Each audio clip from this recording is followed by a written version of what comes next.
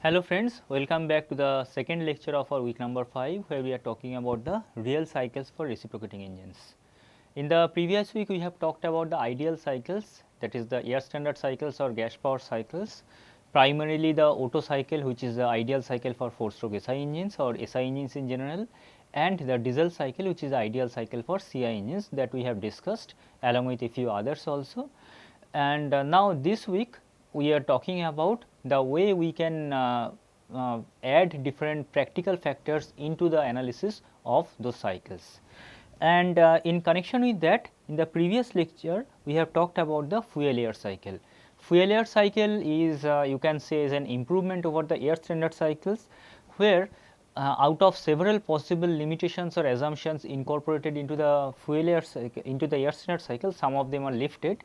Primarily the fuel air cycle adds these 4 factors into the air standard cycle and accordingly tries to modify the cycle diagrams, and therefore attempts to provide a more realistic prediction about the system performance. So, these 4 factors are the actual composition of the cylinder gases, thereby allowing the possibility of taking care of different kinds of fuels and reactions. Then the variation is specific with temperature. Specificates can vary strongly with temperature. It generally follows a linear relationship to a temperature of about 1000 or 1500 Kelvin and a quadratic relation afterwards. The effect of dissociation at very high temperature, dissociation is an endothermic reaction. So, the presence of dissociation can affect the final temperature of the system and also the total work production, and finally, we have also talked about the variation in the number of molecules. So, these are the 4 factors which we add over the air standard cycle to get the fuel air cycle, and the individual effect of each of these factors we have discussed in the previous lecture. So, now we know that the fuel air cycle allows us to consider several factors over the air standard cycle. Like in case of air standard cycle, we generally can understand the effect of only a single performance parameter of the system, which is the compression ratio. But the air fuel ratio or fuel air ratio is another extremely important parameter for any real engine analysis, and in air standard cycle we consider the working medium to be only air, thereby eliminating any kind of chemical reactions. So, there is no way we can consider something like an air fuel ratio, but fuel air cycle allows us to consider the actual composition of cylinder gases, and thereby we can analyze the effect of the air fuel ratio or the equivalence ratio on the thermal efficiency of the engine and also the other performance parameters. We can also consider a variety of fuel, again the same factor as we are considering the actual composition of cylinder gases. So, various kinds of fuels can definitely be considered, whereas there is no concept of fuel at all in the air standard cycle. Then we can also consider all possible kinds of chemical reactions, both exothermic and endothermic reactions, like in case of dissociation, and thereby even if we are talking about a blend of fuels, that can be considered. All possible kind of reactions, the pre-combustion chemical reactions, post-combustion chemical reactions, the dissociation reactions, all can be incorporated during the cycle analysis. Then we can get a much more realistic prediction of the maximum pressure and temperature of the cycle and also the cycle efficiency and work output. These parameters are very important because our design of the engine, the structural design, depends on the maximum level of pressure and temperature that we have to withstand or the cylinder has to withstand, and therefore, it is very important to get a more realistic estimate about their values. Similarly, we can get a more realistic prediction about the output power and efficiency, like we have mentioned in the previous lecture, that the fuel air efficiency can be quite close to the actual cycle efficiency. In fact, it is a common observation that the actual thermal efficiency for a real reciprocating engine can be about 80 to 90% of the thermal efficiency predicted following the fuel air cycle.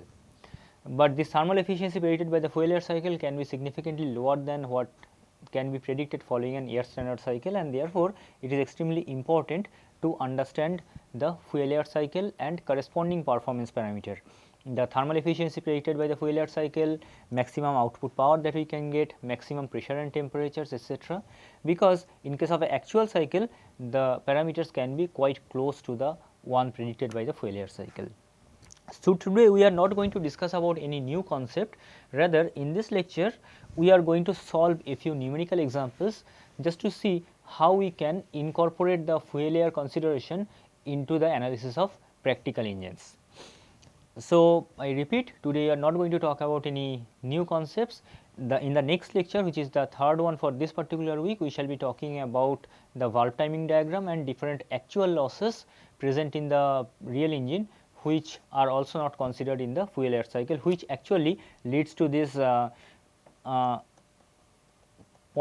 to 0.2 or 10 to 20% loss of efficiency in the actual case compared to the fuel air cycle. That we shall be discussing in the next lecture. Let us concentrate on a few numerical problems.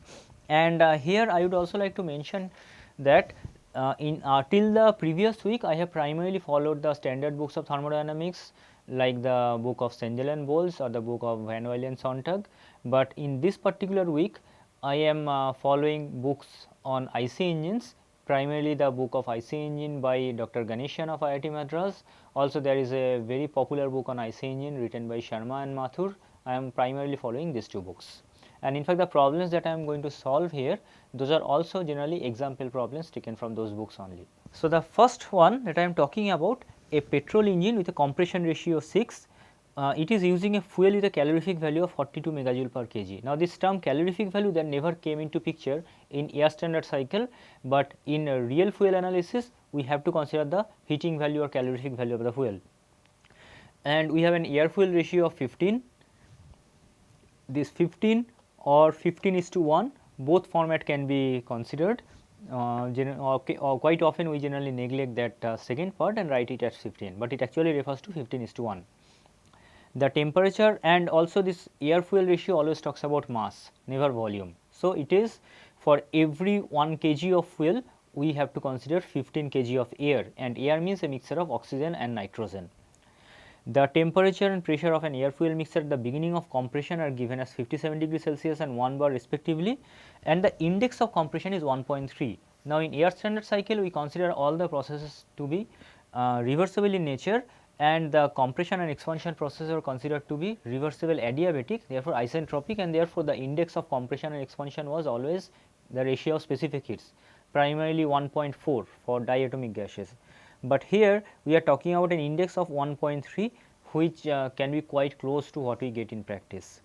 And Cv is given as a function of temperature, where T is in Kelvin. So, we have to determine the maximum cycle pressure. So, let us see what we can use here. This is the standard cycle diagram, the air standard cycle diagram. So, using this diagram, let us summarize the given informations. We have a compression ratio of 6, which is talking about the ratio of these two volumes V1 and V2. This definition remains same. This is a geometric parameter, so it does not depend on which kind of cycle we are following. Then we have got a calorific value of 42 into 10 to the power 6 joule per kg, and we have an air fuel ratio of 15. Temperature and pressure of air fuel mixture at the beginning of compression. So, we have T1, that is at the beginning of compression, to be equal to 57 degrees Celsius. So, it is mandatory to convert it to Kelvin. So, therefore, we can easily convert this to Kelvin to be equal to 330 Kelvin, and similarly pressure is given as 1 bar. Pressure you can convert to Pascal or megapascal or kilopascals, or you can leave in bar because it does not matter that much, but temperature has to be in Celsius scale, or sorry, has to be in Kelvin scale. And also the index of compression is given. So, the compression process actually follows a relation P1 V1 to the power n to be equal to P2 V2 to the power n, with this n be 1.3. So, from there we can say that your P2 is equal to P1 into V1 upon V2 to the power n, that is P1 into R to the power n, and we know all the values. So, putting the numbers, we are getting P2 to be equal to 10.27 bar. I have already pre-calculated the numbers, so I am just putting the numbers directly. And correspondingly, the temperature T2, here it is given that specific heat is a function of temperature, and that we have to consider during the combustion process in order to understand the maximum cycle pressure. So, T2 again we can directly consider using the index of compression, because we know for any polytropic process T1 V1 to the power n minus 1 is equal to T2 V2 to the power n minus 1. Putting this, we generally get T2 to be equal to 565 Kelvin in this particular case. So, we have the state at the end of compression that is given to us. Now, we have to analyze the combustion process. So, let us consider the air fuel ratio. Air fuel ratio is given as 15. So, if we consider the mass of fuel to be equal to 1 kg, then corresponding mass of air will be equal to 15 kg, and therefore, the mass of mixture, or let us just keep it mass, that will be equal to mass of fuel plus mass of air, that is equal to 16 kg. So, for every kg of fuel we have to deal with a 16 kg of mixture, which needs to be heated up during the combustion process. So, if we talk about this combustion process, if we write an energy balance, then total amount of energy released during combustion will be how much? That will be equal to mass of fuel into the calorific value of the fuel, is the total amount of energy released, and which is the medium that is receiving this energy? That is not fuel, rather that is fuel and air together. So, fuel air together, this mixture, that is the one that is receiving this energy. So, instead of writing fuel plus air, we can also write this one as mass of the mixture into the specific heat into the change in temperature, which is let us say the change in temperature dT in the combustion process, and this will be integrated over point temperature 2 to temperature at point 3. So, we can say mf by m mixture into calorific value. Let us put the expression for this specific heat, which is 0.678 plus 0.0013 into T dt integrated from T2 to T3. And so, if we perform this integration, then what we are going to get is 0.678 into T3 minus T2 plus 0.0013 into half into T3 square minus T2 square, to be equal to 1 upon 16, which is mass of fuel upon mass of mixture, times the calorific value, and calorific value is also given to you. Here one thing we have to be careful, the unit of CV is given as kilojoule per kg. So, the calorific value, it is better to convert it to kilojoule, and therefore, we can write it to be 10 cube kilojoule per kg. So, this becomes 42 into 10 to the power 3 to be consistent with the unit. T2 you have just calculated here. So, if you put this, you are getting your T3 to be equal to 3375 approximately Kelvin. Another approach of solving the same problem is, instead of integrating it, assume an average Cp, which can be the corresponding to the temperature T2 plus T3 by 2, and then take it out of the integration. But probably this is a much better approach of doing, because this is a simple function here. Cv is a very simple function of temperature, and we can integrate this one very easily. So, now we have temperature at point 3, and therefore, how we can get the maximum pressure, because you know 2 to 3 is a constant volume process even in case of fuel air cycle also. So, therefore, P3 upon T3 will be equal to P2 upon T2. P2 and T2 we have calculated earlier, and T3 we have just obtained. From there, P3 is coming to be 61.35 bar, which is the final answer that we are looking for. 61.35 bar is the maximum pressure for this cycle, where in fact we have considered only the fuel air ratio and the variation of specific heat with temperature. These two factors we have considered. Accordingly, we are getting this particular expression for this maximum pressure, this particular magnitude.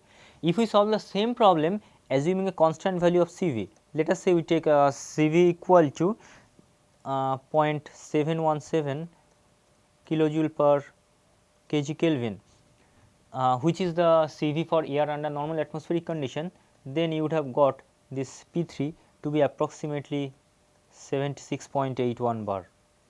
You can see how the difference from ideal cycle would have predicted a maximum pressure of 76.8 bar, which in case of fuel air cycle is coming down to 61.3 bar. There is a significant reduction in pressure, which will affect the design quite significantly. Let us move to a second problem, where we are dealing with a diesel cycle. So, here the combustion is in the diesel cycle is beginning at top dead center, which is a standard, and it is continuing with the constant pressure. Air fuel ratio is 29. So, let us have a diesel cycle. So, this is the standard diesel cycle PV diagram. Here air fuel ratio is 29, calorific value of the fuel is 42 megajoule per kg. So, calorific value is 42 into 10 to the power 3 kilojoule per kg. CV again is a function of temperature, slightly different function, but again a linear function of temperature. Compression ratio is given. So, compression ratio R, that is V1 by V2 is equal to 16. Temperature at the end of compression is 900 Kelvin. Look, it is end of compression, not beginning of compression. So, we are which point we are talking about? End of compression means 0.2. So, T2 is 900 Kelvin. The value of R is also given, we have to find the cutoff ratio. Okay. Now, CV is given as 0.709 plus 2.8 into 10 to the power minus 5 T. Then here we are talking about a diesel cycle where the combustion is taking place at constant pressure. So, Cp is more important, and Cp we know will be equal to Cv plus R. So, it will be equal to R is given. So, it becomes 0.996 into 2.8 into 10 to the power minus 5 of T kilojoule per kg Kelvin. Now, next part of the problem is quite simple. Again the air fuel ratio is given as 29. So, if we take mass of fuel to be equal to 1 kg, then corresponding mass of air will be equal to 29 kg. Combining this, total mass is equal to 30 kg. So, during the combustion process, we have the total amount of energy released per kg of fuel will be equal to the calorific value only, that is we are talking about 1 kg of fuel, that is equal to 1 into calorific value. Just look at what we have done in the previous problem, where also we have considered the mass of fuel into calorific value and mass of fuel was equal to 1. Same here, okay, let me be consistent with that particular notation.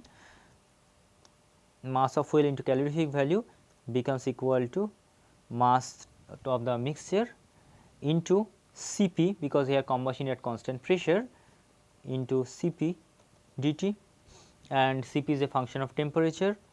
So, if you put it, your final temperature for after at the end of combustion process is coming to be equal to 2246.07 Kelvin.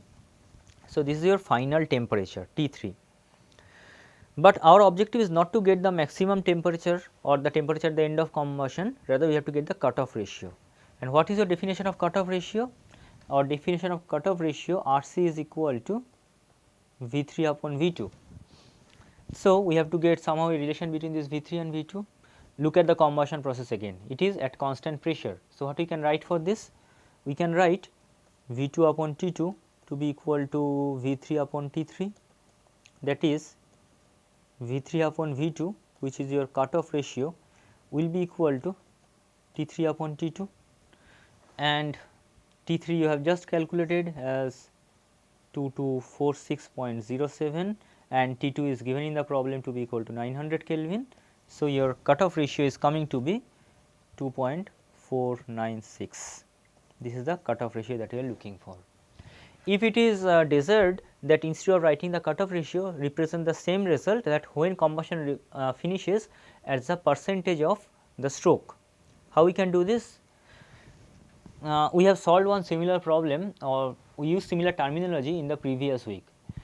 Here we are looking to get the change in volume V 3 minus V 2 as a percentage of the total stroke volume, which is V 1 minus V 2. Now, V 3 minus V 2 is what? 2.496 minus 1, this one of V 2, and how much is V 1? We know V 1 upon V 2 is equal to R, which is equal to 16 in this particular case, that is V 1 is equal to 16 of V 2. So, you can write this to be equal to 16 minus 1 of V 2, V 2 cancels out, and from there we are going to get this to be equal to 16.6%, which is the same result represented in a different way. Cutoff ratio is 2.496 and the cutoff takes place at 16.6% of the stroke, which refers to a volume at this point or the change in volume during the combustion process. So, we have solved now two example problems, one for SI engine, another for diesel engine, where we have considered the variation of specific heat to temperature, and also we have considered the actual chemical composition, or I should say we have considered the air fuel ratio and calorific value. Let us now consider another problem where you have to deal with the chemical reaction itself. It is a quite longish problem statement, please go through it carefully. We are talking about an SI engine, it is working with the compression ratio of 7. So, let us list the information. Compression ratio is 7, air fuel ratio is equal to 13.67. It is using hexane as the fuel, which has a calorific value of 44 megajoule per kg. So, calorific value is 44 into 10 to the power 3 kilojoule per kg. Index of compression is 1.3. I have not put any diagram there, I am using the general notation for an SI engine. So, N is 1.3, pressure and temperature at the beginning of compression are given. So, P1, where 1 refers to the state at the beginning of compression, is 1 bar, T1 is 67 degree Celsius, and 67 degree Celsius refers to 340 Kelvin. So, we have the state points given. Okay. It is also given that Cv is constant in this case 0.718 kilojoule per kg Kelvin. Look at there, here we are, our objective being to analyze the combustion process, we are not considering specific heat variation, we are keeping it as constant, so that we can deal with each of the factors individually. Now, it is given that the working fluid is hexane. So, we have to consider the true combustion of hexane and get the corresponding stoichiometric reaction. So, let us first write the stoichiometric reaction.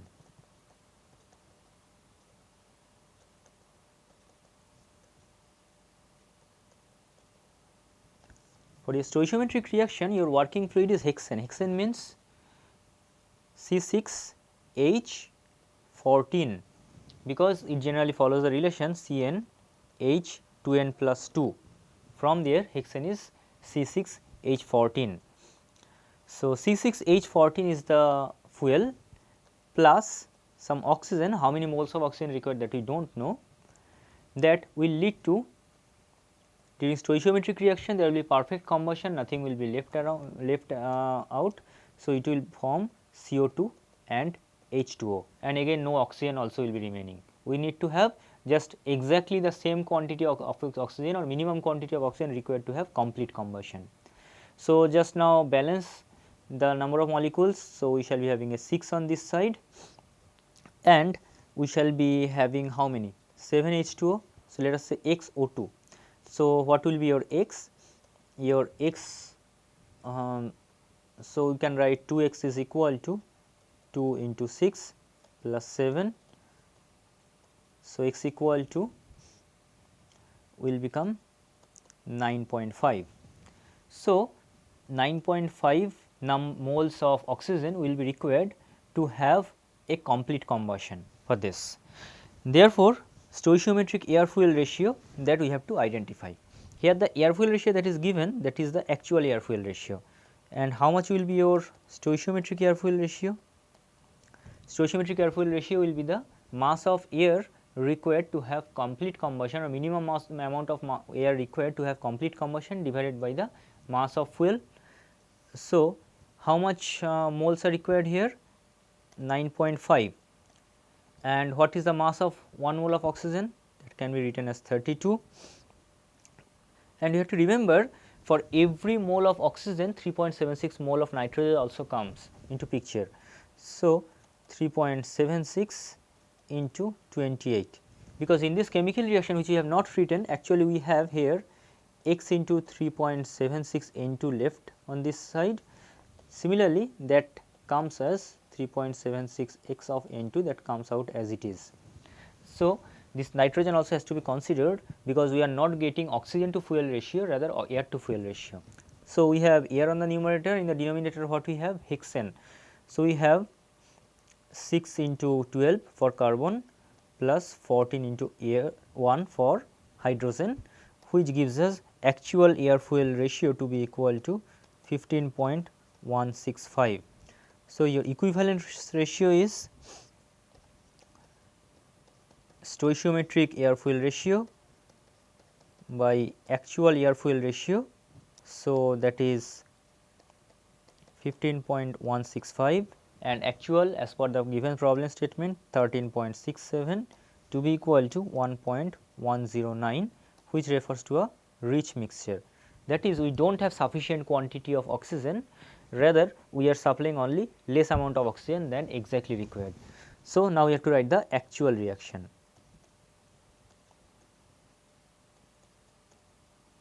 Actual reaction, we have C6H14 plus O2 plus 3.76 N2 as the air that is coming in, and on this side, because of the incomplete combustion, we shall be having both CO2 and CO coming in plus H2O plus nitrogen will be left out for this.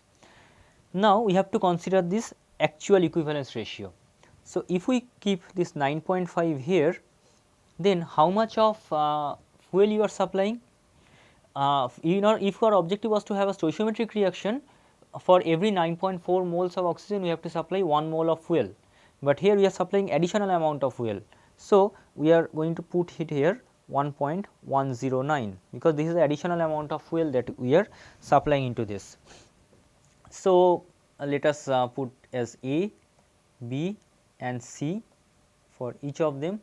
These are all unknown, and on this side we again have 3.76 into 9.5 of nitrogen. So, we have to solve this to get the values of A, B and C. Let us check C first. So, balancing the number of hydrogen molecules or hydrogen atoms, we have 2C to be equal to, here we have 14 into 1.109 to get C equal to 7.763. Now, we write for carbon. So, we have 1.109 into 6 of carbon on the left hand side to be equal to A plus B on the right hand side.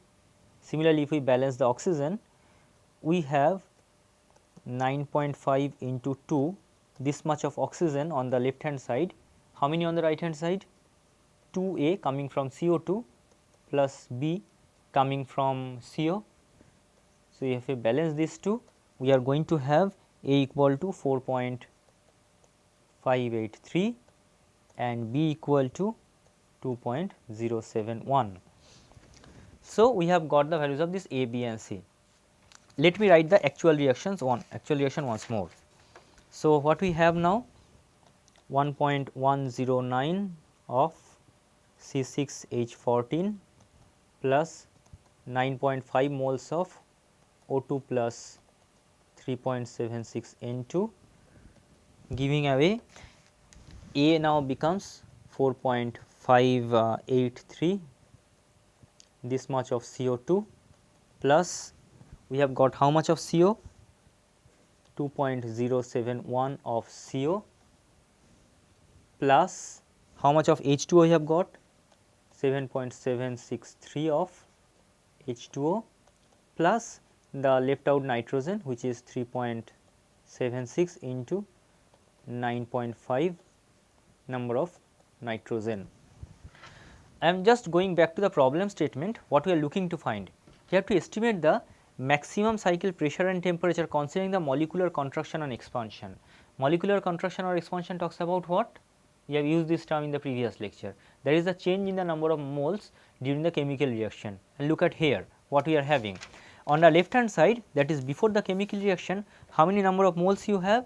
If you add this, we have a total of 1.109 plus 9.5 into 1 plus 3.76, that is 46.329 number of moles before chemical reaction, and after chemical reaction we have 4.583 plus 2.071 plus 7.763 plus 3.776 into 9.5 for nitrogen to give us a total number of moles of 50.137.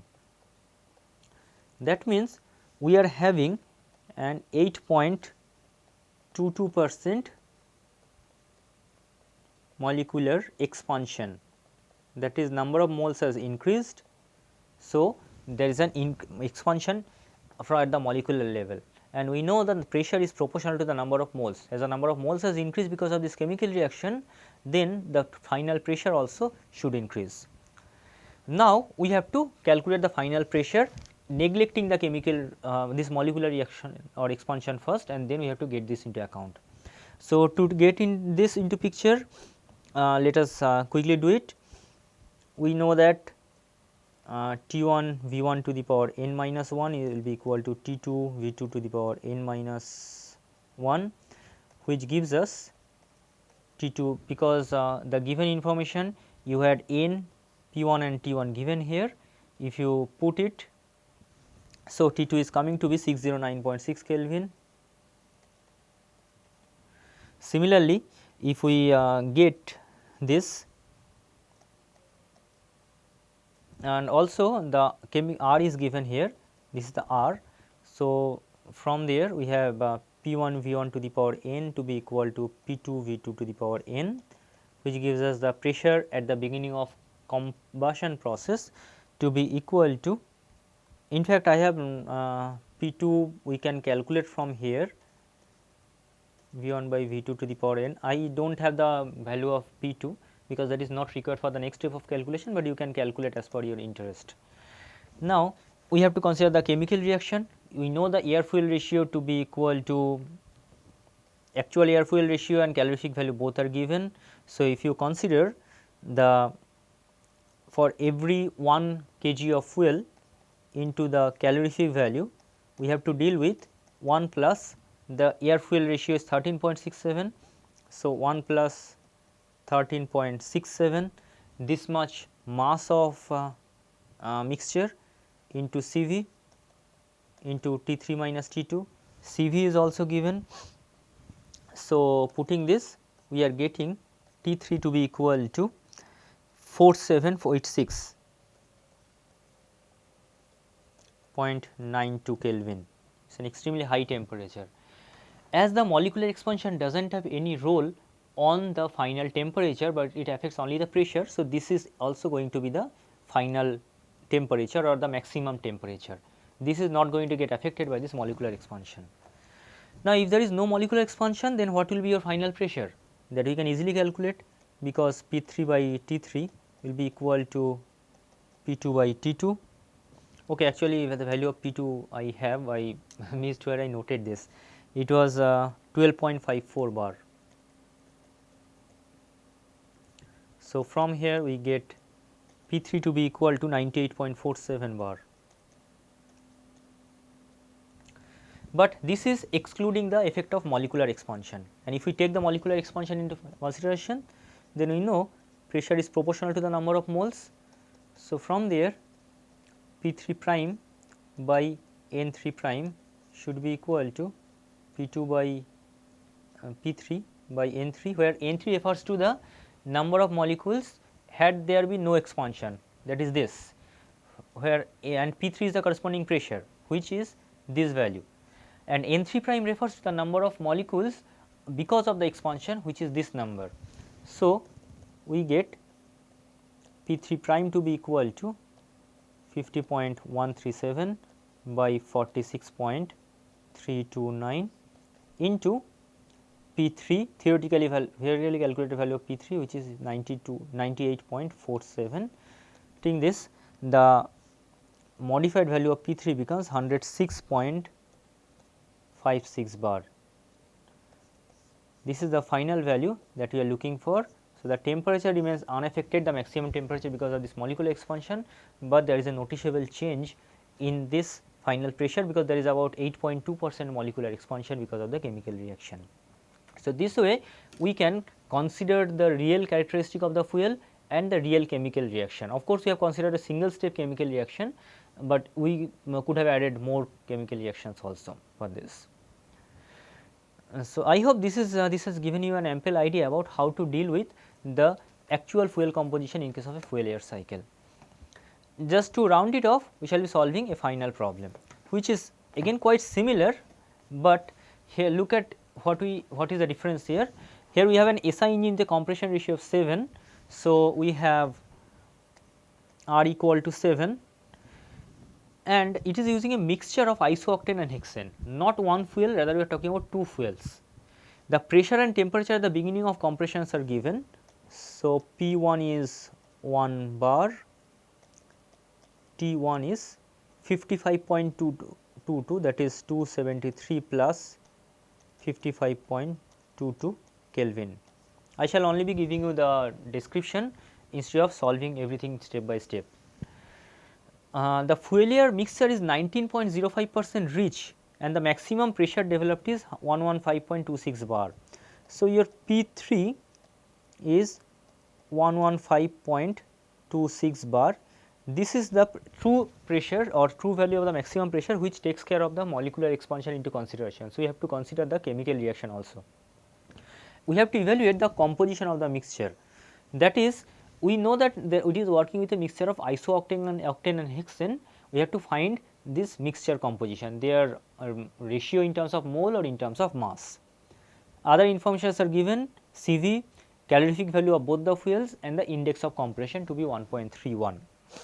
So, let us try to solve this problem by starting with the chemical reaction, and for that we need to assume some mixture composition. So, what will be the chemical formula for hexane and isooctane? Hexane we have already used, which is C6H14, and isooctane is C8, so H will be 18. Let us assume for every mole of isooctane we have X moles of hexane to be taken into consideration. So, for every mole of isooctane we have X moles of hexane in the fuel mixture. So, plus O2, we are trying to form the stoichiometric reaction, and therefore, we are not writing nitrogen. Let us say we have YO2 to be dealing with. So, if it is a true reaction, so we shall be having CO2 and H2O only on the product side, plus nitrogen, which we have not written here. Let us say we have A amount of CO2 and B amount of H2O. So, if we balance the number of carbons, say on the left hand side we have 6x plus 8 to be equal to A. Then similarly, if we balance the hydrogen, from the left hand side we have 14x coming from hexane plus 18 coming from isooctane to be equal to B, and if we balance the oxygen, then 2y is equal to 2a plus b, that is y is equal to a plus b upon 2, and putting the expression for a and b in terms of x, we have 6x plus 8 and b half of 14x plus 18 that is y comes equal to be 13x plus 17. So, y is this much. So, this many moles of oxygen that we shall be requiring for solving or for having a stoichiometric chemical reaction. Now, it is given in the problem that your mixture is 19.05% rich. So, what does that mean? Mixture 19.05% rich means the chemical composition that is provided, if we provide exactly this quantity of oxygen, then the amount of hexane is provided is 19.05% more than X, that is it has been provided to be 1.1905 X and isooctane has been provided to be 1.1905. So, if we write the chemical reaction now considering these two factors, then we can write 0.1905 into X of C6H14 plus C8H18 plus oxygen, how much oxygen we have? 13x plus 17 amount of O2 plus 3.76 N2 that we are providing, that leads to the formation of certain amount of CO2 plus certain amount of CO plus certain amount of H2O. Remember, we are providing a rich mixture. So, the fuel does not have sufficient amount of oxygen. So, there will be incomplete combustion leading to the production of this CO plus nitrogen. Amount of nitrogen we know it will always be 3.76 times of whatever you have provided, 13.x plus 17, this much of N nitrogen. So, to balance this again, let us write this as A bar, this is B bar and this is C bar. Then we have to get the balance again. So, if we equate the number of carbon molecules, then we can write from the left hand side we have 1.1905 into 6x plus 8 to be equal to A bar corresponding to carbon dioxide plus B bar corresponding to CO. Similarly, if we balance the number of hydrogen, just following the same procedure that we have done for the stoichiometric one, 1905 into 14x for hydrogen for hexane and 18 coming from isooctane, this is equal to C bar. So, we have balanced this reaction. From this reaction we can calculate the number of moles or the molecular expansion in a way. How can we do this? Because we already have everything written in terms of x, like A bar and B bar is given in terms of x, C bar is also given written in terms of x. From there we can calculate the total number of molecules that is present, or total number of moles rather, before reaction and after reaction. Like number of moles before, how much that will be? We have 1.1905 times of fuel, which is 1 plus x, 1 for isooctane and x for hexane, plus 13x plus 17 times 1 for oxygen and 3.76 for nitrogen. So, we can simplify this. These are number of moles present before chemical reaction. Similarly, number of moles present after chemical reaction, how much that will be? Already we have got A bar and B bar. So, that, and also we have got C bar. So, from that we have 1.1905 times 6x plus 8 coming from CO2 and CO and 14x plus 18 coming from H2O plus the left out portion of nitrogen 3.676 times 13x plus 17. So, we have the ratio of these two in terms of x, which is going to give you the molecular expansion. Now, we have to get this. See, the maximum pressure is given as 115.26 bar, which actually takes into account the difference between these two. So, we have P1 and T1 given to you. So, you can, following the previous procedure, you can calculate T2 or sorry T1 V1 to the power n minus 1 is equal to T2 V2 to the power n minus 1, that is T2, that will be coming in this case to be equal to 600 Kelvin, P1 V1 to the power n to be equal to P2 V2 to the power n. From this case P2 will be coming to be equal to 12.79 or 12.79 bar in this case. So, total of heat added during the combustion process will lead to the calculation of T3. So, from there we can calculate the mass of fuel into the calorific value to be equal to mass of fuel plus mass of air into Cv to T3 minus T2,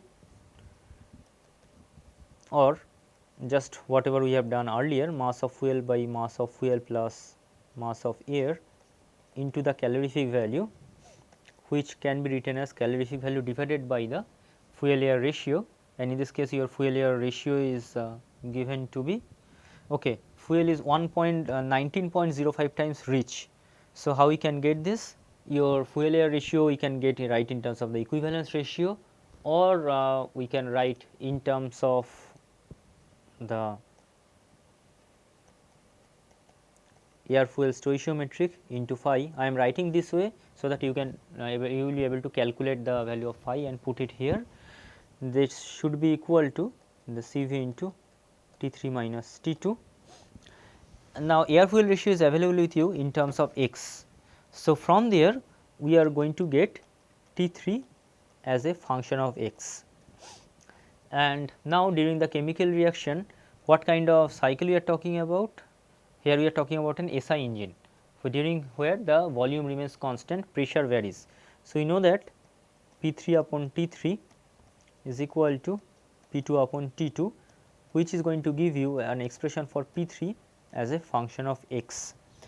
Now, this P3 is the one which does not take into consideration the molecular expansion.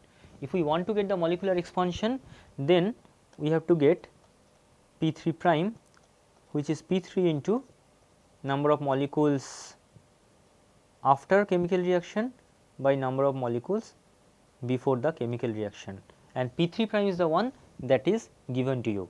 So, if you solve this, you are going to get the value of x. In this case, I give you the approximate number, x will be roughly equal to 0.1. This is the answer that we are looking for. That means, the mixture composition is 0.1 of hexane plus 1 mole of isooctane.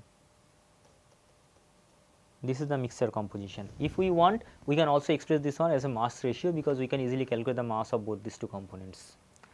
So, this is a really complicated problem. I have not solved it step. I have shown all the steps, but I have not given all the intermediate numbers and leaving it to you. Please try to solve it on your own.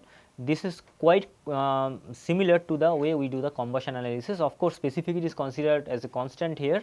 We could have considered that as a function of temperature as well, but that would have led to a very complicated integration. So, I would like to stop here itself for the day, because today we have ran out of time, and also there is no point going for any further discussion. Today we have solved quite a few numerical problems, 4 to be specific, to discuss the way of calculating the performance of reciprocating engines, taking into consideration the fuel air considerations. In the next lecture, which is going to be the last of this week, we shall be talking about the actual losses that can be present in the reciprocating engine, which we have to consider along with the fuel air consideration to predict the actual performance. Till then, go through this lecture, try to solve each of these problems on your own, and you can also refer to the textbooks that I have mentioned, where you may find some more problems for your practice purpose. Thank you.